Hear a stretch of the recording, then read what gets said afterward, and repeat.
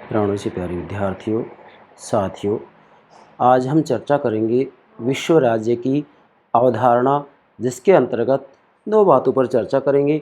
विश्व राज्य की अवधारणा की उपयोगिता और विश्व राज्य की विशेषताएं क्या हैं। Lecture number 28 part number 3। अर्थात मैंने आपको पहले ही बताया था कि विश्व राज्य की अवधारणा के ऊपर मैं लगभग 4-5 लेक्चर अपलोड करूंगा।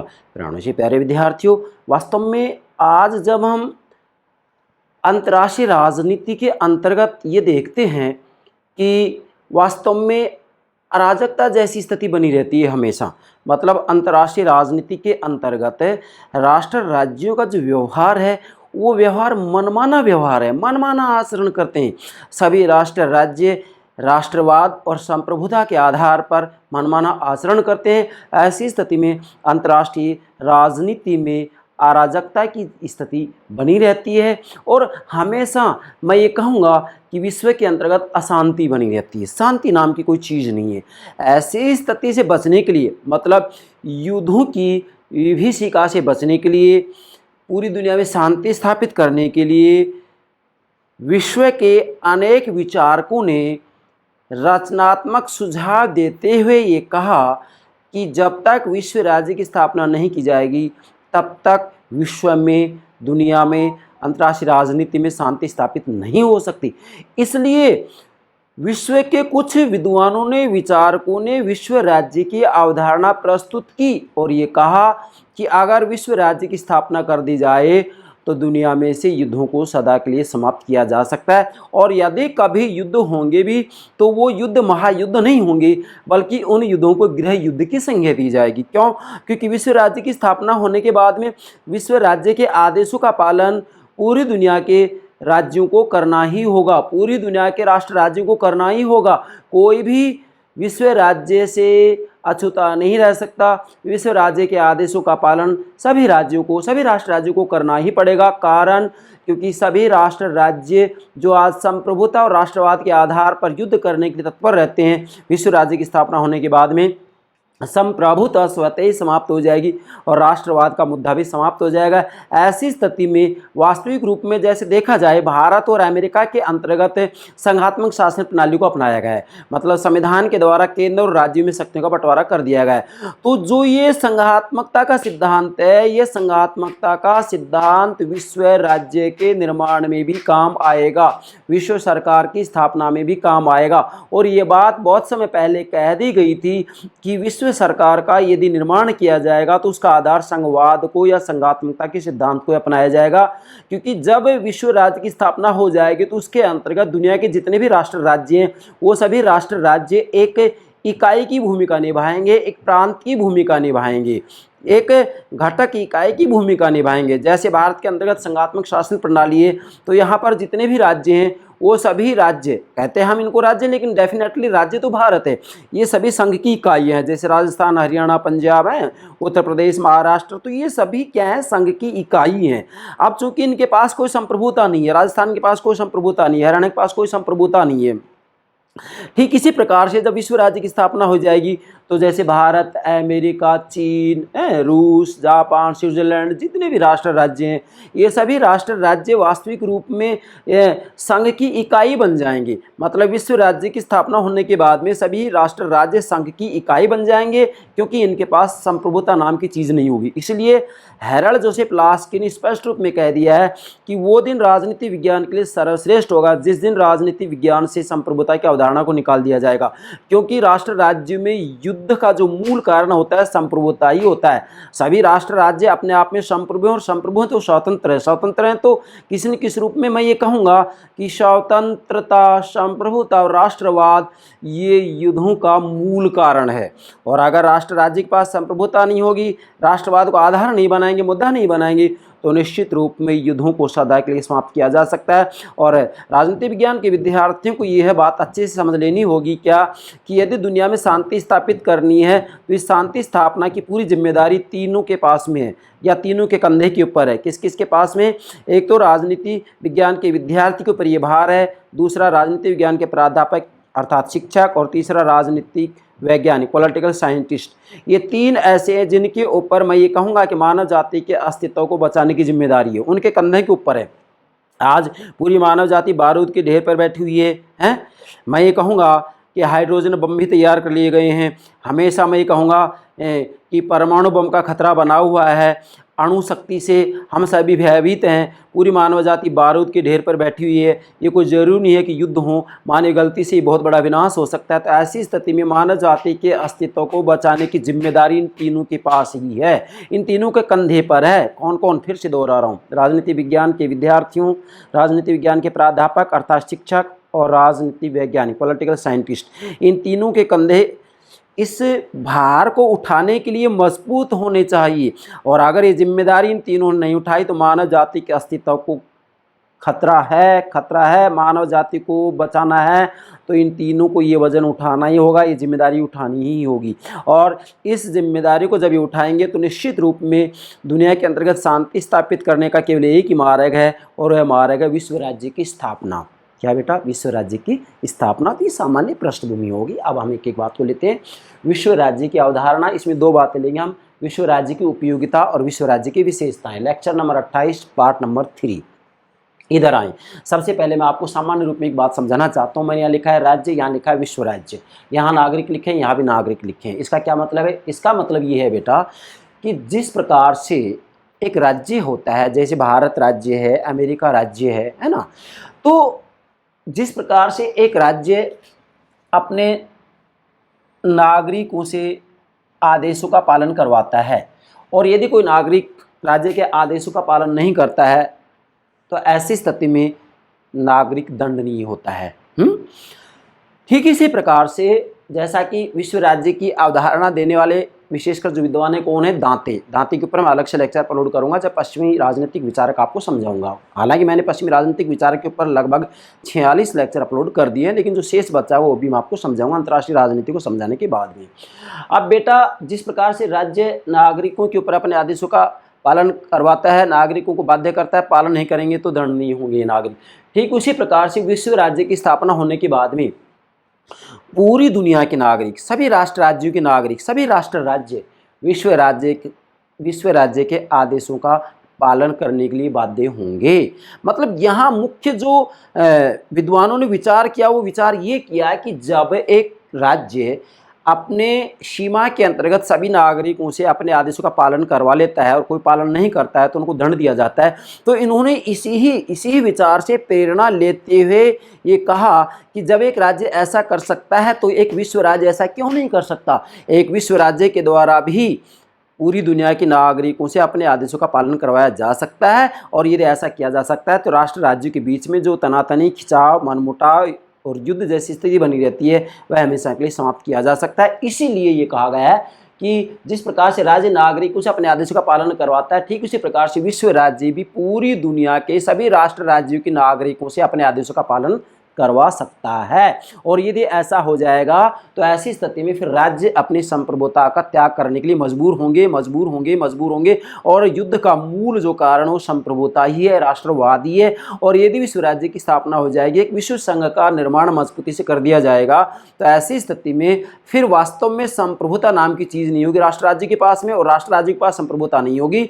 तो फिर पूरी दुनिया के राष्ट्र राज्यों के नागरिक विश्व राज्य के द्वारा जो आदेश दिए जाएंगे उन आदेशों का पालन करने के लिए बाध्य होंगे। और यही बात विश्व के विद्वानों ने कही है कि जब एक राज्य अपनी सीमा के अंतर्गत नागरिकों से आदेशों का पालन करवा सकता है तो क्या विश्व राज्य पूरी दुनिया के नागरिकों से अपने आदेशों का पालन नहीं करवा सकता? करवा सकता है। तो ये सामान्य सी बात होगी। इसके बाद में इधर बढ़े थोड़ा, मैंने लिखा है अणु शक्ति, परमाणु शक्ति, हाइड्रोजन बम भी तैयार कर लिए गए। आज सभी राष्ट्र राज्यों के पास में इतने विनाशकारी शस्त्र मौजूद हैं। मैं कहना चाहूँगा कि आज राष्ट्र राज्यों की शक्ति को यदि संकलित किया जाए तो मैं विश्वास के साथ कह रहा हूँ कि इस पूरी मानव जाति को कितने हजारों बार समाप्त किया जा सकता है।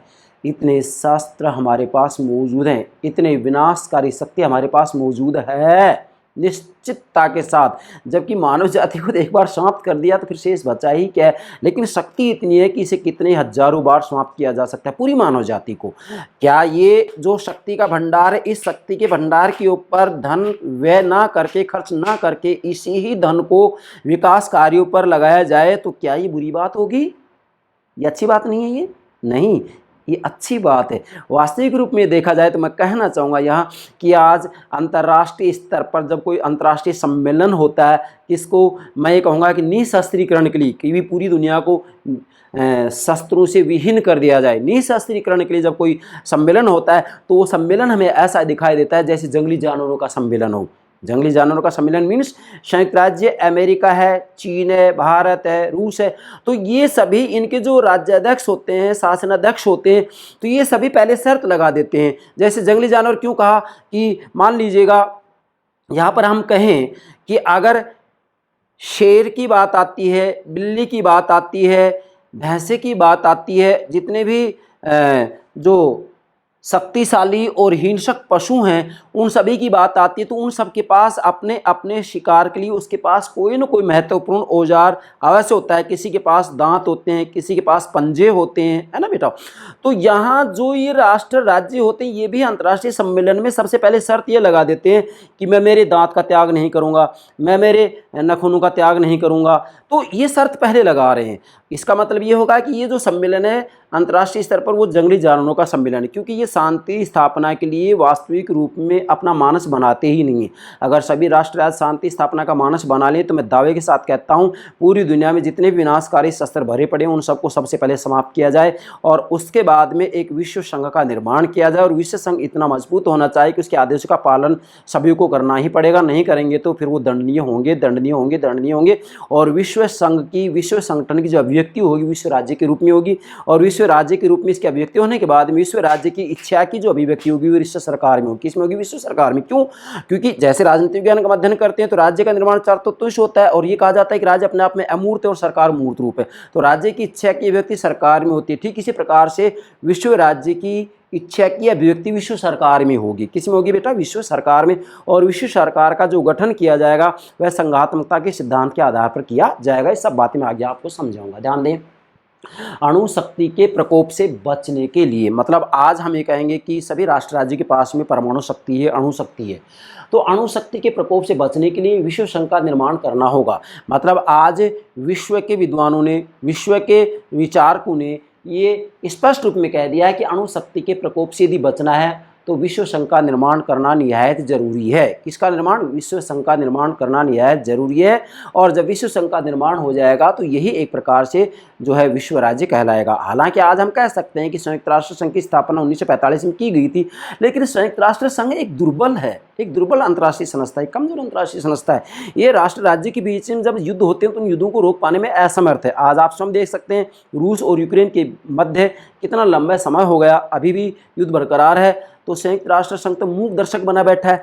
तो ऐसी अंतर्राष्ट्रीय संस्था की आवश्यकता नहीं है, एक मजबूत अंतर्राष्ट्रीय संस्था, अंतर्राष्ट्रीय संगठन की आवश्यकता है जिसके आधार पर धीरे धीरे चल करके विश्व राज्य की स्थापना हो और विश्व राज्य की स्थापना होने के बाद में विश्व सरकार के माध्यम से दुनिया में शांति स्थापित की जाए। ये हमारा लक्ष्य है। और वैसे भी देखा जाए तो राजनीति विज्ञान का अंतिम लक्ष्य भी यही है, क्या? विश्व राज्य की स्थापना करना। क्योंकि जिस दिन विश्व राज्य की स्थापना हो जाएगी वह दिन दुनिया के लिए शांति के श्री गणेश का दिन होगा। उसी दिन से ये समझो कि दुनिया में पूर्ण रूप में शांति स्थापित होगी। क्या पूर्ण रूप में दुनिया में शांति स्थापित होगी? युद्धों के लिए कोई स्थान नहीं होगा, हिंसा के लिए कोई स्थान नहीं होगा, शोषण के लिए कोई स्थान नहीं होगा, तानाशाही के लिए कोई स्थान नहीं होगा।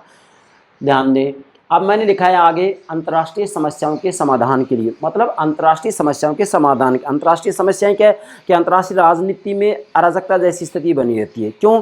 क्योंकि सभी राष्ट्र राज्यों के पास संप्रभुता होती है और संप्रभुता होती है तो वो अपना मनमाना आचरण करते हैं, क्योंकि कोई भी राष्ट्र राज्य दूसरे राष्ट्र राज्य की बात मानने के लिए, सुनने के लिए तैयार ही नहीं है। तो अंतर्राष्ट्रीय समस्याओं के समाधान के लिए विद्वानों ने विश्व राज्य की स्थापना का सुझाव दिया। किसके लिए? अंतर्राष्ट्रीय समस्याओं के समाधान के लिए। अंतर्राष्ट्रीय राजनीति में युद्धों को समाप्त किया जाए, अराजकता को समाप्त किया जाए, तो इसके लिए विद्वानों ने क्या किया? विश्व राज्य की स्थापना का सुझाव दिया कि विश्व राज्य की स्थापना कर दी जाए, एक विश्व संघ का निर्माण किया जाए जिससे कि दुनिया में शांति स्थापित की जा सके। आगे बढ़ते अब हम अब इसके दो पार्ट लेंगे हम। नंबर 1 विश्व राज्य की उपयोगिता और उसके बाद नंबर 2 है विश्व राज्य की विशेषताएं। दो बातें हो गई, विश्व राज्य की उपयोगिता और विश्व राज्य की विशेषताएं। इन दोनों बातों को आप समझिएगा। सबसे पहले हमने लिखा है यहाँ पर विश्व राज्य की उपयोगिता लेंगे, मतलब विश्व राज्य की उपयोगिता क्या है, इसका महत्व क्या है, क्या फायदा है इससे। विश्व राज्य का या विश्व संघ का निर्माण यदि कर दिया जाए, विश्व राज्य की स्थापना हो जाए तो इससे क्या बेनिफिट होगा, क्या लाभ होगा, इसकी उपयोगिता क्या है। क्यों विश्व के विद्वान बार बार इस बात को कह रहे हैं कि अगर अंतर्राष्ट्रीय स्तर पर अंतर्राष्ट्रीय राजनीति में शांति स्थापित करनी, युद्धों को हमेशा के लिए समाप्त करना है, तो इसका एक ही रास्ता है, एक ही मार्ग है, और वह रास्ता या मार्ग है विश्व राज्य की स्थापना। तो ध्यान दें, उपयोगिता के बारे में सबसे पहले लास्की कह रहे हैं, हेरल्ड जोसेफ लास्की। लास्की को मैं अभी आपको जब पश्चिमी राजनीतिक विचारक समझाऊंगा तो लास्की को अलग से भी पूरा का पूरा समझाया जाएगा। हालांकि लास्की की जो सबसे महत्वपूर्ण पुस्तक है वह ग्रामर ऑफ पॉलिटिक्स है, राजनीति का व्याकरण है। ठीक है बेटा। लास्की ने स्पष्ट रूप में कहा है कि अंतर्राष्ट्रीय मामलों में मतलब अंतर्राष्ट्रीय मामलों में राज्य प्रभु सत्ता क्यों? क्योंकि युद्ध का जो मूल कारण वो संप्रभुता ही है। आज सभी राष्ट्र राज्य अपने आप में संप्रभु हैं, और संप्रभु हैं तो कोई भी अपनी संप्रभुता का त्याग करने के लिए तैयार नहीं है। अंतर्राष्ट्रीय मामलों में राज्य प्रभु सत्ता या संप्रभुता। राज्य निर्माण के 4 तत्व होते हैं: जनसंख्या, निश्चित भूभाग, सरकार और संप्रभुता। ठीक है बेटा। अब चूंकि विश्व राज्य की जब स्थापना हो जाएगी तो संप्रभुता स्वतः ही समाप्त हो जाएगा।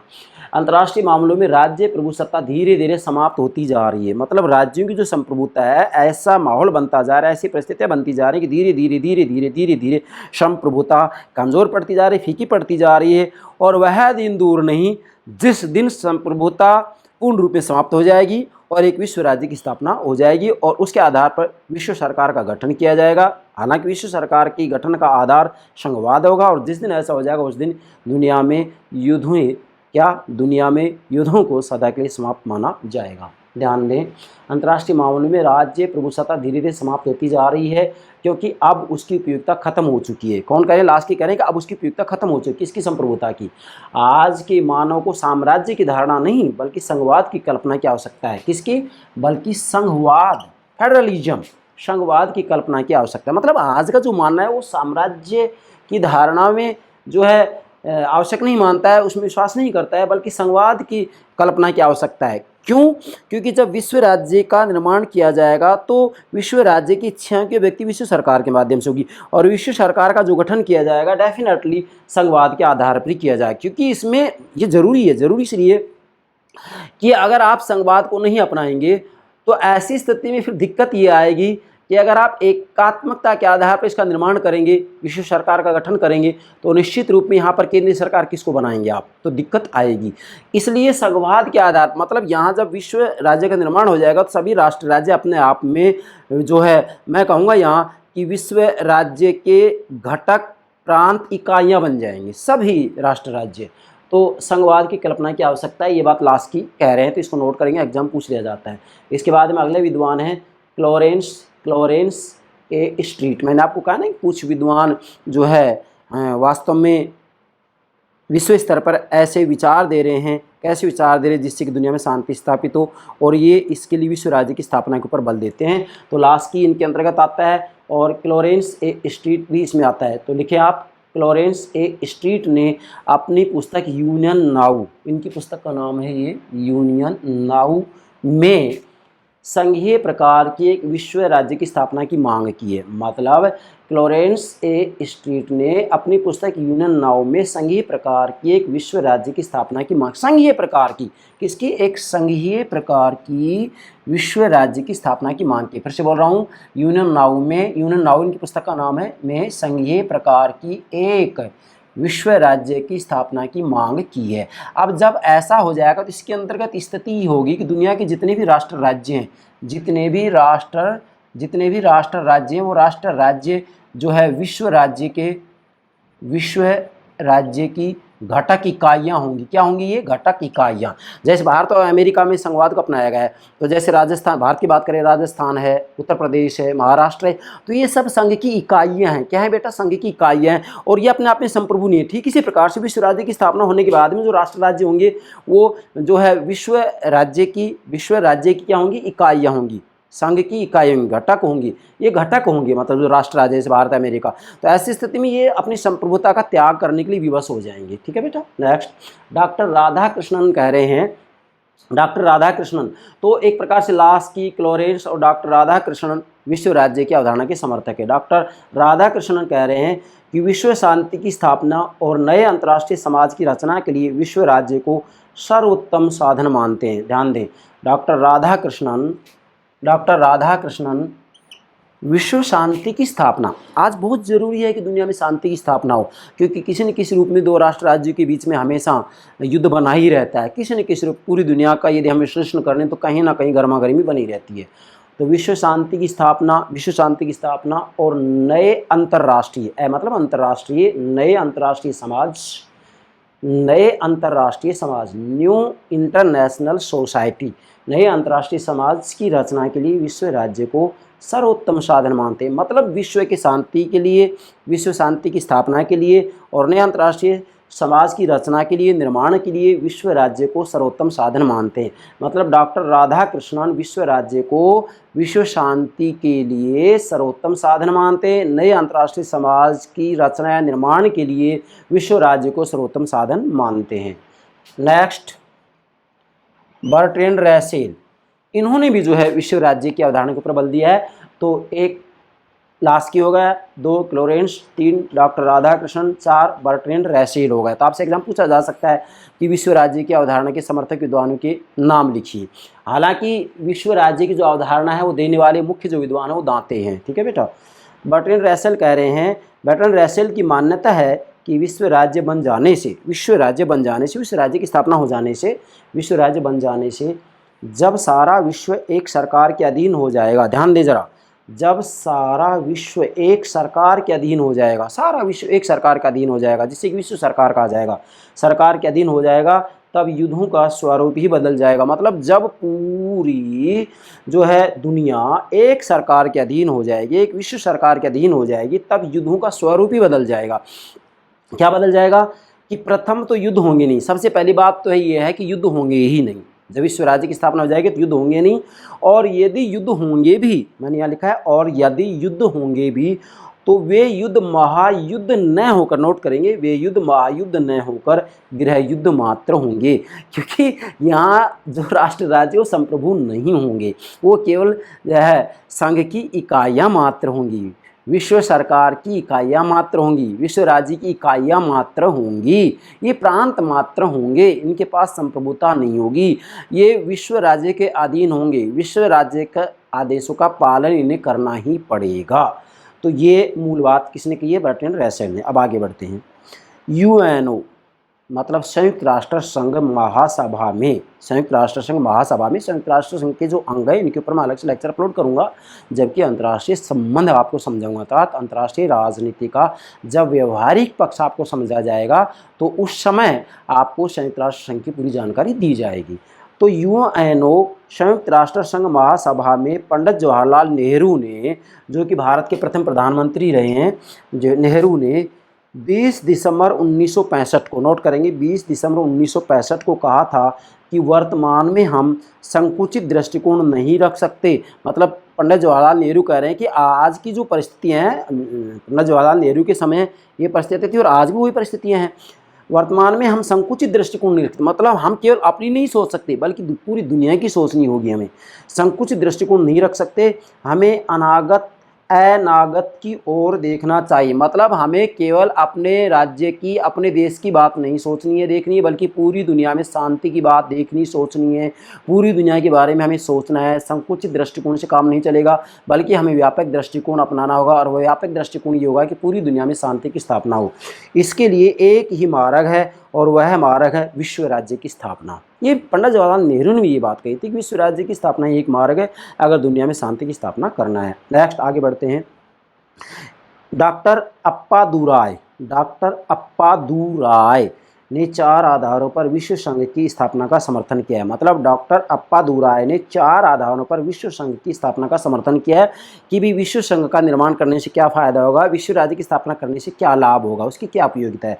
नंबर 1, विश्व शांति का एकमात्र साधन, अर्थात वास्तविक रूप में विश्व संघ के निर्माण के अलावा और कोई मार्ग रास्ता है नहीं जिससे कि दुनिया में शांति स्थापित हो। तो सबसे पहला है विश्व शांति का एकमात्र साधन क्या है, विश्व राज्य की स्थापना करना या विश्व संघ की स्थापना करना। दूसरा है राष्ट्रों पर अनुशासन रखने के लिए आवश्यक है, अर्थात विश्व राज्य, ध्यान दे बेटा, विश्व राज्य की स्थापना, विश्व संघ की स्थापना इसलिए भी जो है आवश्यक है, इसका समर्थन किया है कि राष्ट्रों पर, राष्ट्र राज्यों पर, जैसे भारत, अमेरिका, जो भी राष्ट्र राज्य जितने भी हैं, राष्ट्रों पर अनुशासन रखने के लिए आवश्यक है। क्या, विश्व संघ की स्थापना राष्ट्रों पर, राष्ट्र राज्यों पर अनुशासन रखने के लिए आवश्यक है, क्योंकि अंतर्राष्ट्रीय राजनीति में हम देखते हैं कि हमेशा अराजकता जैसी स्थिति बनी रहती है। सभी राष्ट्र राज्य अपना मनमाना आचरण करते हैं, मनमाना व्यवहार करते हैं। ऐसी स्थिति में ज़रूरी है कि राष्ट्र राज्य के ऊपर अनुशासन रखने के लिए कोई न कोई, नियंत्रण रखने की कोई न कोई संस्था तो हो, और वह संस्था क्या होगी, विश्व संघ या विश्व राज्य। 2, 3 युद्धों को रोकने के लिए आवश्यक है। देखिएगा, विश्व राज्य की स्थापना इसलिए भी ज़रूरी है, विश्व संघ का निर्माण इसलिए भी ज़रूरी है कि इसके बिना दुनिया में युद्धों को रोका ही नहीं जा सकता। इसलिए युद्धों को रोकने के लिए विश्व राज्य का स्थापना करना अति आवश्यक है। 4, प्रगति का प्रतीक, वास्तविक रूप में विश्व संघ का निर्माण, विश्व राज्य की स्थापना प्रगति का प्रतीक भी है। क्यों है प्रगति का प्रतीक? क्योंकि ऐसी स्थिति के अंतर्गत वास्तविक रूप में जो राज्य की संप्रभुता है, वो राज्य की संप्रभुता तो समाप्त हो जाएगी। राष्ट्रवाद के आधार पर जो राष्ट्र राज्यों में मनमुटाव चला रहता है वह भी समाप्त हो जाएगा। राष्ट्र राज्यों का जो मनमाना आचरण है वह भी समाप्त हो जाएगा। जब ये समाप्त हो जाएगा तो डेफिनेटली उनमें खींचतान समाप्त हो जाएगी। खींचतान समाप्त हो जाएगी तो युद्धों के लिए कोई जो है मतलब हमें कहेंगे कि युद्धों के लिए कोई उनके पास ये कहने के लिए बात नहीं हो सकती, बिंदु नहीं हो सकता कि हम इस कारण से युद्ध कर रहे हैं। तो डेफिनेटली युद्ध समाप्त होंगे, और युद्ध समाप्त होंगे कि युद्धों के ऊपर जो धन व्यय होता है, शस्त्रों के ऊपर जो धन व्यय होता है, वो धन वहाँ पर खर्च ना करके विकास कार्यों पर किया जाएगा। और जब विकास कार्यों पर किया जाएगा तो निश्चित रूप में सभी राष्ट्र राज्यों की प्रगति होगी, विश्व की प्रगति होगी। तो प्रगति का भी प्रतीक है क्या, विश्व संघ का निर्माण या विश्व राज्य की स्थापना यदि कर दी जाएगी तो इससे प्रगति भी होगी, क्योंकि युद्धों के ऊपर जो खर्चा होता है खर्चा बंद हो जाएगा। नेक्स्ट, निम्न कारणों से आज विश्व राज्य की आवश्यकता प्रकट होती है। नोट करिए, बहुत महत्वपूर्ण बात है। निम्न कारणों से आज विश्व राज्य की आवश्यकता प्रकट होती है, मतलब ये 4 ऐसे कारण जिन कारणों की वजह से आज विश्व राज्य की बहुत, मतलब मैं कहूँगा कि बहुत बहुत बहुत ही ज़रूरी है विश्व राज्य की स्थापना करना।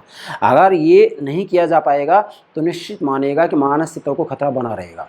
कब क्या हो जाए कोई अंदाज़ा नहीं है, कोई अनुमान नहीं लगा सकता। और मैं तो यहाँ सभी राष्ट्र राज्यों के राज्याध्यक्षों से, शासनाध्यक्षों से, क्योंकि अगर संस्थात्मक शासन प्रणाली किसी देश में तो वहाँ पर कार्यपालिका के 2 प्रधान होते हैं, और अध्यक्षात्मक शासन प्रणाली होती है तो कार्यपालिका का एक ही प्रधान होता है, उसे ही राज्याध्यक्ष कहा जाता है, उसे ही शासनाध्यक्ष कहा जाता है। जैसे अमेरिका में है तो अमेरिका का राष्ट्रपति ही राज्याध्यक्ष है, राष्ट्रपति शासनाध्यक्ष है। और भारत और ब्रिटेन की बात की जाती है, भारत में राज्याध्यक्ष राष्ट्रपति है, शासनाध्यक्ष प्रधानमंत्री होता है। ब्रिटेन की बात की जाए तो राज्याध्यक्ष वहाँ का राजा है और जो है शासनाध्यक्ष वहाँ का प्रधानमंत्री है। तो संस्थात्मक शासन प्रणाली में कार्यपालिका विभक्त होती है, इसके 2 प्रधान होते हैं, जबकि अध्यक्षात्मक शासन प्रणाली में कार्यपालिका विभक्त नहीं होती, इसमें केवल एक ही प्रधान होता है। ये बात आपको नोट करनी, विशेषकर यूपीएससी एग्जाम पूछ ली जाती है। तो पहला है विश्व राज्य के बिना स्थायी शांति की स्थापना संभव नहीं है। मतलब पहली जो आवश्यकता है वो इसलिए पड़ती है विश्व राज्य की कि विश्व राज्य के बिना स्थायी शांति की स्थापना संभव नहीं है। क्यों नहीं है? क्योंकि जब तक विश्व राज्य की स्थापना नहीं होगी तब तक कोई भी राष्ट्र राज्य अपनी संप्रभुता का त्याग करने के लिए तैयार नहीं होगा, और संप्रभुता का जब तक त्याग नहीं किया जाएगा तब तक युद्धों को नहीं रोका जा सकता। 2, विश्व के आर्थिक विकास के लिए विश्व राज्य आवश्यक है। अगर पूरी दुनिया का आर्थिक विकास करना है तो इसके लिए भी जो विश्व राज्य की स्थापना करना अति आवश्यक है, क्योंकि विश्व राज्य की स्थापना हो जाएगी तो निश्चित रूप में युद्ध समाप्त हो जाएंगे। युद्ध समाप्त हो जाएंगे तो युद्धों के ऊपर जो अनाप शनाप धन व्यय किया जा रहा है वो धन बचेगा तो विकास कार्य में होगा। तीसरा है युद्धों को रोकने के लिए विश्व राज्य आवश्यक है। ये भी जरूरी है क्या, अगर आपको युद्धों को रोकना है तो विश्व राज्य की स्थापना करना निहायत जरूरी है। जब तक विश्व राज्य की स्थापना नहीं होगी तब तक युद्धों को नहीं रोका जा सकता। चौथा है राष्ट्रवाद और साम्राज्यवाद की विभीषिका से मानवता को बचाने का विकल्प भी विश्व राज्य ही है। मतलब राष्ट्रवाद और साम्राज्यवाद की विभीषिका से मानवता को यदि बचाना है तो उसको बचाने का विकल्प भी केवल विश्व राज्य की स्थापना भी, मतलब विश्व राज्य की स्थापना ही है। अर्थात राष्ट्रवाद और साम्राज्यवाद की विभीषिका से मानव जाति को बचाना है तो इसका केवल एक ही विकल्प है और वह विकल्प है विश्व राज्य की स्थापना। वी मतलब विश्व राज्य की स्थापना। नोट करेंगे पूरा, बचाने का विकल्प भी विश्व राज्य की स्थापना ही है। तो ये जो है विश्व राज्य की आवश्यकता 4 बिंदु के माध्यम से आप स्पष्ट कर सकते हैं। अब इसका दूसरा पार्ट ले रहे हैं, विश्व राज्य की विशेषताएं क्या हैं। चलिए बेटा, विश्व राज्य की जो विशेषताएं होंगी उन विशेषताओं को हम जो है 5 बिंदु के माध्यम से स्पष्ट करेंगे। नंबर 1, विश्व राज्य एक संघात्मक व्यवस्था है। जरा नोट कीजिएगा, नंबर 1, विश्व राज्य एक संघात्मक व्यवस्था है, फेडरल सिस्टम है। जैसे भारत और अमेरिका में जो है संघात्मक शासन व्यवस्था के प्रतिमान को अपनाया गया है। जैसे भारत में संविधान के द्वारा केंद्र और राज्य में शक्ति बांट दी गई है, अमेरिका में भी जो है केंद्र और राज्य में शक्तियाँ बांट दी गई है। हालांकि अमेरिका में शक्ति विभाजन का जो आधार है वो सिद्धांत तो अलग है। अमेरिका में गणना और अवशेष के सिद्धांत को अपनाया गया है कि संघ की शक्ति को तो गिना दिया गया है, बाकी सब बचा हुआ वहाँ पर राज्यों का, प्रांतों का कहाँ है, अमेरिका में। और हमारे भारत में संघ सूची, राज्य सूची का जो विषय है, इसके अंतर्गत संघ सूची का विषय है जिसके ऊपर केंद्र सरकार कानून बनाएगी, राज्य सूची का विषय है जिसके ऊपर प्रांत राज्य कानून बनाएंगे। तो निश्चित रूप में यहाँ पर शक्ति का जो बंटवारा किया जाएगा पूर्ण रूप में लिखित रूप में किया जाएगा, भाई ये केंद्र का होगा, ये राज्यों का होगा। संघ सूची, राज्य सूची और समवर्ती सूची, ये 3 सूचियाँ दी गई हैं। अवशिष्ट विषय भी हैं जिसके ऊपर केंद्र सरकार ही कानून बनाती है। ये आपको थोड़ा ध्यान रखना है। हालांकि मैं जब भारत का संविधान समझाऊंगा तो उस समय ये सारी सूचियाँ आपको बताई जाएंगी। यहाँ तो मैंने के लिए एग्जाम्पल दिया है। तो विश्व राज्य एक संघात्मक व्यवस्था है, मतलब विश्व राज्य वास्तविक रूप में देखा जाए तो एक संघात्मक व्यवस्था है। अर्थात जैसे भारत और अमेरिका में संघात्मक व्यवस्था को अपनाया गया है, संघात्मक प्रतिमान को अपनाया गया है, ठीक उसी प्रकार से जब जो है विश्व राज्य का निर्माण किया जाएगा तो वास्तविक रूप में वहाँ पर जब विश्व सरकार का गठन किया जाएगा तो उसका आधार संघवाद ही होगा। संघवाद का मतलब ये है कि दुनिया के जितने भी राष्ट्र राज्य हो, सभी राष्ट्र राज्य एक प्रकार से संघ की इकाई बन जाएंगे, घटक बन जाएंगे, विश्व राज्य की इकाइयाँ बन जाएंगी, घटक बन जाएंगी। किसी भी राष्ट्र राज्य के पास संप्रभुता नहीं रहेगी। दूसरा है विश्व राज्य सामूहिक सुरक्षा का विकसित रूप है। ध्यान दे जरा, विश्व राज्य सामूहिक सुरक्षा का विकसित रूप है। सामूहिक सुरक्षा के सिद्धांत के ऊपर मैं आगे लेक्चर अपलोड करूंगा, ये बात आपको ध्यान रखना है। लेकिन जो विश्व राज्य सामूहिक सुरक्षा का विकसित रूप है, क्योंकि सामूहिक सुरक्षा की जो बात आती है तो इसके अंतर्गत क्या है कि सभी मिलकर के और अपने जो है दुनिया में ऐसा कुछ करना चाहते हैं जिससे कि युद्धों को रोका जाए। लेकिन सामूहिक सुरक्षा का जो अगला विकसित रूप है वो विश्व राज्य है। इसलिए विश्व राज्य सामूहिक सुरक्षा का विकसित रूप है, क्योंकि सामूहिक सुरक्षा के आधार पर दुनिया में युद्धों को कुछ हद तक समाप्त किया जा सकता है, लेकिन पूर्ण रूप में नहीं रोका जा सकता। तो सामूहिक सुरक्षा एक अस्थायी विकल्प है, इसका स्थायी विकल्प है, शांति स्थापना का स्थायी विकल्प है केवल विश्व राज्य की स्थापना। ठीक है। तीसरा है विश्व राज्य शांति स्थापित करने का संस्थागत प्रयत्न है। अर्थात तीसरी जो विशेषता वो ये है कि विश्व राज्य शांति स्थापना करने का संस्थागत प्रयत्न है। कैसा प्रयत्न है? संस्थागत प्रयत्न है। इसका मतलब ये हो गया कि वास्तविक रूप में यदि दुनिया में शांति स्थापित करनी है तो शांति स्थापना का जो संस्थागत साधन है वह केवल विश्व राज्य है। मतलब दुनिया में शांति स्थापित करनी, युद्धों को रोकना है तो उसका केवल एक ही मार्ग है, केवल एक ही रास्ता है और वह है विश्व राज्य की स्थापना। जैसे इसके निर्माण के बाद, विश्व राज्य के निर्माण के बाद संप्रभुता और राष्ट्रवाद के आधार पर राज्य में संघर्ष नहीं होंगे। मतलब जब विश्व राज्य का निर्माण हो जाएगा, विश्व सरकार का गठन कर लिया जाएगा, तो इनके निर्माण के बाद संप्रभुता और राष्ट्रवाद के आधार पर राज्य में संघर्ष नहीं होंगे। क्यों नहीं होंगे? क्योंकि जो राष्ट्र राज्य हैं वो विश्व राज्य के घटक बन जाएंगे, उसके प्रांत बन जाएंगे, तो संप्रभुता तो स्वतः समाप्त हो जाएगी। और जब संप्रभुता नहीं होगी, राष्ट्रवाद का मुद्दा नहीं होगा, तो निश्चित रूप में राष्ट्र राज्य में संघर्ष नहीं होंगे तो शांति की स्थापना हो जाएगी। अब जैसा कि विद्वान ने कहा है, क्लाड ने कहा है कि सामान्य रूप से विश्व राज्य के सिद्धांत का आशय तात्पर्य ऐसी सत्ताधारी शक्तिशाली केंद्रीय संस्थाओं का निर्माण करना है जो राज्यों के बीच संबंधों का मुख्यतः अंतर्राष्ट्रीय युद्धों को रोकने के लक्ष्य के लिए प्रबंध कर सके। तो यहाँ पर मूल बात क्लाड यही कह रहे हैं कि कैसे भी हो दुनिया में शांति स्थापित की जाए। तो ये क्लाड की जो व्याख्यांश है इसको आप नोट करेंगे, एग्जाम पूछ लिया जाता है। इसके बाद में चौथा इसकी विशेषता है विश्व राज्य शक्ति प्रबंध के रूप में। जरा गौर कीजिएगा, विश्व राज्य शक्ति प्रबंध के रूप में। आज जब हम अंतर्राष्ट्रीय राजनीतिक अध्ययन करते हैं तो सभी राष्ट्र राज्यों की शक्ति की बात आती है, तो राष्ट्र राज्यों के पास शक्ति जो है वास्तविक रूप में समान नहीं है। कोई राष्ट्र राज्य बहुत ज़्यादा शक्तिशाली है, किसी राष्ट्र राज्य के पास शक्ति है ही नहीं। कोई भी शक्तिशाली राष्ट्र राज्य होता है शक्तिशाली, मैं ये कहूँगा कि जो महाशक्ति होती है, जैसे अमेरिका है, दूसरे विश्व युद्ध के बाद में तो दो गुट बन गए थे, एक तरफ पूंजीवादी गुट, दूसरी तरफ साम्यवादी गुट। ठीक है, 1991 में सोवियत संघ का विघटन हो गया, संयुक्त राज्य अमेरिका विश्व का नायक बन बैठा, एक मतलब सुप्रीम पावर के रूप में केवल एक शक्ति शेष रह गई है, संयुक्त राज्य अमेरिका। तो अमेरिका ने काफ़ी दादागिरी दिखाई है। अब निश्चित रूप में विश्व राज्य शक्ति प्रबंध के रूप में जब विश्व राज्य की स्थापना हो जाएगी तो यहाँ पर जो राष्ट्र राज्यों के बीच में आज हम देखते हैं कि शक्ति की असमानता है, और विश्व राज्य की स्थापना हो जाएगी तो ऐसी शक्ति की कोई असमानता नहीं होगी। और यहाँ जब विश्व राज्य की स्थापना हो जाएगी तो विश्व राज्य की स्थापना होने से विश्व की अराजकता, विश्व की जो अराजकता है वह अराजकता भी समाप्त हो जाएगी, क्योंकि राष्ट्र राज्य के पास संप्रभुता नहीं होगी। संप्रभुता नहीं होगी तो मनमाना आचरण नहीं करेंगे, मनमाना आचरण नहीं करेंगे तो अंतर्राष्ट्रीय राजनीति में अराजकता की स्थिति नहीं होगी, पूर्ण रूप में शांति की स्थिति होगी। दुनिया में युद्धों को सदा के लिए रोका जा सकता है, समाप्त किया जा सकता है। पांचवी विशेषता है विश्व राज्य द्वारा राष्ट्रीय संप्रभुता पर नियंत्रण। बेटा ध्यान दें, विश्व राज्य द्वारा राष्ट्रीय संप्रभुता पर नियंत्रण। विश्व राज्य की स्थापना यदि हो जाएगी तो निश्चित रूप में जो राष्ट्रीय संप्रभुता है, राष्ट्रीय संप्रभुता पर नियंत्रण रखा जाएगा। और सभी राष्ट्र आज आप देखते हैं, भारत है, अमेरिका है, ये संप्रभु हैं, ब्रिटेन है संप्रभु है, रूस है संप्रभु है, चीन है संप्रभु है। तो संप्रभु हैं तो ये मनमाना आचरण करते हैं। और जब विश्व राज्य की स्थापना हो जाएगी तो इससे क्या होगा, राष्ट्रीय संप्रभुता पर नियंत्रण लगाया जाएगा। मतलब कोई भी राष्ट्र राज्य संप्रभु नहीं हो सकता। क्यों नहीं हो सकता? क्योंकि जैसे एक राज्य के नागरिक राज्य के आदेशों का पालन करने के लिए बाध्य होते हैं, वैसे ही विश्व राज्य की स्थापना होने के बाद में विश्व के सभी राज्य विश्व राज्य के आदेशों का पालन करने के लिए बाध्य होंगे। कोई भी राष्ट्र राज्य संप्रभु नहीं होगा, और जब राज्य संप्रभु नहीं होगा तो निश्चित रूप में युद्ध नहीं होंगे। इसलिए नोट करेंगे विश्व राज्य द्वारा राष्ट्रीय संप्रभुता पर नियंत्रण। ठीक है, मतलब यही एक ऐसा रास्ता है, एक मार्ग है जिसके माध्यम से राष्ट्र राज्यों की संप्रभुता के ऊपर नियंत्रण लगाया जा सकता है। और जब संप्रभुता नियंत्रित होगी, संप्रभुता के ऊपर नियंत्रण लगा दिया जाएगा तो युद्ध समाप्त हो जाएंगे।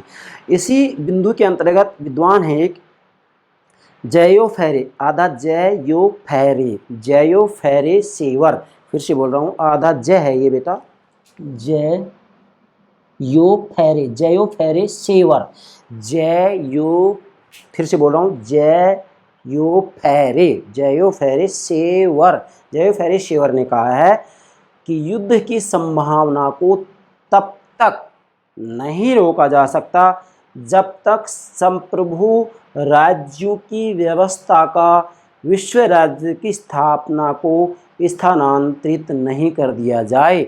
मतलब राज्यों की संप्रभुता जो है, उस संप्रभुता को विश्व राज्य की स्थापना करके और ये शक्ति विश्व राज्य को सौंप दी जाए, तब जाकर के दुनिया में युद्धों को रोका जा सकता है, पूरी दुनिया में शांति स्थापित की जा सकती है, अन्यथा दुनिया में शांति स्थापित नहीं हो सकती। इसलिए अंत में निष्कर्ष रूप में मैं कहना चाहूँगा कि अगर अंतर्राष्ट्रीय राजनीति में से अराजकता की स्थिति को समाप्त करना है, युद्धों को रोकना है, शोषण को रोकना है, संघर्ष को रोकना है, तनाव को रोकना है, मनमुटाव को रोकना है और पूरी दुनिया में शांति स्थापित करनी है, तो इसका केवल एक मार्ग है, एक रास्ता है, और वह है विश्व राज्य की स्थापना, जिसके निर्माण का गठन का आधार होगा संघवाद का सिद्धांत। इसलिए मैं यहाँ कहना चाहूँगा कि आज जब कुछ विद्वान ये कहते हैं कि संघवाद का भविष्य उज्ज्वल नहीं है, फेडरलिज्म, तो डेफिनेटली हम ये कहेंगे कि नहीं, संघवाद का भविष्य उज्ज्वल है। क्योंकि भविष्य में जब विश्व राज्य का निर्माण किया जाएगा, विश्व सरकार का गठन किया जाएगा, तो उसका केवल एक ही आधार होगा, और वह आधार होगा संघवाद, फेडरलिज्म, जिसके अंतर्गत जैसे भारत और अमेरिका में संघवाद या संघात्मक शासन प्रणाली को अपनाया गया, तो विश्व राज्य का निर्माण भी संघवाद के आधार पर ही किया जाएगा। ये हो गया आपका विश्व राज्य का अवधारणा, 2 बातें, उपयोगिता और विशेषताएं, lecture number 28 part number three. तो मुझे पूरा विश्वास है आप विश्व राज्य की अवधारणा की उपयोगिता क्या है और विश्व राज्य की विशेषताएं क्या हैं, इन दोनों बातों को समझ गए होंगे। और केवल ये दो बातें ही नहीं, बल्कि आज के लेक्चर में तो हमने उस गहराई में जाने का प्रयास किया है जिस गहराई में जाने के बाद में हमें केवल एक ही बात दिखाई देती है, और वह बात यह है विश्व शांति की स्थापना, विश्व शांति की स्थापना, विश्व शांति की स्थापना। और इसका केवल एक ही मार्ग, एक ही साधन, एक ही रास्ता है, और वह है विश्व राज्य का निर्माण, विश्व राज्य की स्थापना, विश्व संघ का निर्माण, विश्व सरकार का गठन। इसके अलावा और कोई रास्ता ना तो है और ना हो सकता और ना था।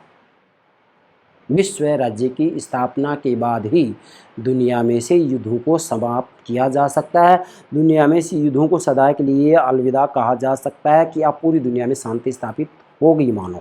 लेकिन तभी संभव होगा जबकि मजबूती के साथ विश्व राज्य की स्थापना की जाए और एक विश्व सरकार का गठन किया जाए, और उसके बाद में तय मानेगा कि राज्य के पास संप्रभुता नहीं, संप्रभुता नहीं होगी, राष्ट्रवाद का कोई आधार नहीं होगा, राष्ट्रवाद के आधार पर कोई युद्ध नहीं होंगे, तो ऐसी स्थिति में दुनिया में शांति स्थापित की जा सकती है। ठीक है बेटा, मुझे पूरा विश्वास है दोनों बातें आप ठीक से समझ गए होंगे। Yes, okay, thank you very much.